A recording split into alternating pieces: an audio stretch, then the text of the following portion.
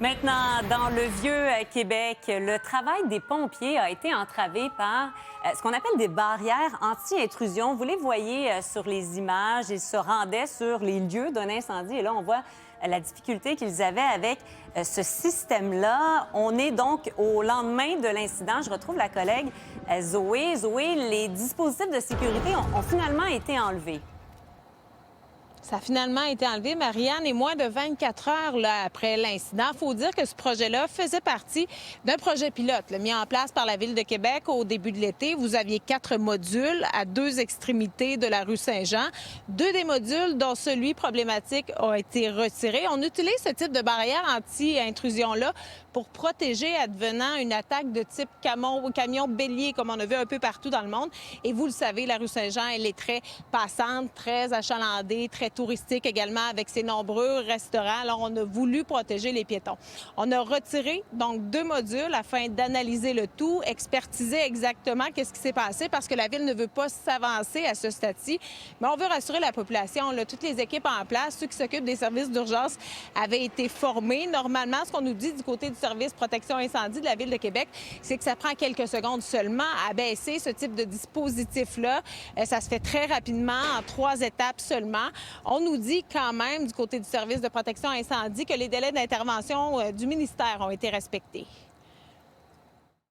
Bien, c'est certain, quand il y a eu un incident comme hier, nous, on préfère être proactifs puis s'assurer que ça va être correct pour les prochaines fois. Parce que c'est une des choses qui était évaluée dans le projet pilote, c'est de voir comment les véhicules d'urgence peuvent arriver rapidement sur les lieux. Donc, comme hier, il y a eu une problématique, nous autres, on va analyser ça. Tout avait été fait, les tests. C'est un système qui est éprouvé. Il y a plus de 90 villes qui l'utilisent en Europe. Pour nous, il s'est produit quelque chose hier, on va voir. Les pompiers avaient été formés, les services d'urgence avaient été formés pour pouvoir les abaisser rapidement.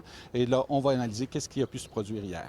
Et bon, Zoé, tu le disais, c'est un secteur qui est vraiment très, très achalandé. Est-ce que les gens, les citoyens, les commerçants sont inquiets? Ce matin, on était sur place à la rencontre de commerçants. Certains n'étaient pas du tout inquiets. On dit, écoutez, ça s'est réglé là, en quelques secondes seulement. Pour d'autres, bien, c'est sûr que c'est un secteur où il y a beaucoup de bâtiments collés. Donc, on se dit, s'il y a un incendie, ça peut se propager rapidement. Donc, il y a une certaine inquiétude. Et on a été à la rencontre également du président du comité de citoyens du Vieux-Québec qui mentionne, OK, là, c'est un incendie qui n'a pas été de trop grande envergure, mais ça aurait pu être un ambulancier, une ambulance qui aurait voulu se déplacer sur le secteur et qui aurait resté bloqué quelques secondes supplémentaires. Voici ce que le président André Masse avait à dire. Michel Masse, pardon. C'est certain que c'est préoccupant. C'est une question, évidemment, de sécurité et de santé pour les résidents du Vieux-Québec. Ces barrières-là, évidemment, on n'a rien contre. Au contraire, elles sont là pour protéger les piétons qui sont sur la rue. Mais il faut qu'elles soient, évidemment, facilement amovibles lorsqu'on en a besoin. Si l'incendie avait été plus grave, plus important, ou si ça avait été une ambulance, à ce moment-là, donc on sait que dans chaque seconde est importante dans ces cas-là. Donc, la moindre seconde qu'on peut gagner est sécuritaire pour les résidents. Là. Donc, la Ville poursuit son analyse sur le module qui aurait été fautif et par la suite, on prendrait une décision. Est-ce qu'on poursuit le projet pilote ou on l'implante même là, à l'ensemble du territoire de la Ville de Québec l'an prochain? Ça restera à déterminer.